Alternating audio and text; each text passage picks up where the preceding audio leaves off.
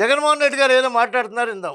చంద్రబాబు నాయుడు గారు చట్టాన్ని, పోలీస్ వ్యవస్థని తన చేతుల్లోకి తీసుకుని ఎవరైనా కూడా తనను ప్రశ్నిస్తే, ప్రతిపక్ష పార్టీ కావచ్చు, సోషల్ మీడియా యాక్టివిస్టులు కావచ్చు, ప్రశ్నించే జర్నలిస్టులు కావచ్చు, లేకపోతే రాష్ట్రంలో ఎవరైనా సరే సార్ ఏంటి సార్ మాట్లాడతారు? ఇంత పచ్చిగా అబద్ధం ఆడతారా? చట్టాన్ని, న్యాయాన్ని ఎవరు దోచేయరు సార్ ఇక్కడ. చట్టం, న్యాయం ఎవరు చుట్టం కాదు మీలాగా. సాక్షాత్తు చంద్రబాబు నాయుడు గారిని 74 ఏళ్ల వయసులో అక్రమంగా నిర్బంధించింది మీరు కాదా?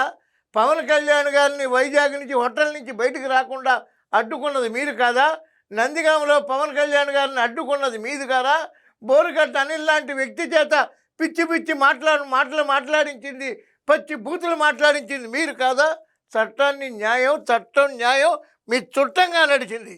చంద్రబాబు నాయుడు గారి పరిపాలనలో చట్టంలో కానీ న్యాయంలో కానీ వేలు పెట్టరు. ఎక్కడ కూడా వ్యవస్థ తన పని అది చేసుకుపోతుంది తప్ప చంద్రబాబు నాయుడు గారు చట్టానికి, న్యాయానికి ఎవరు అతీతులు కాదు.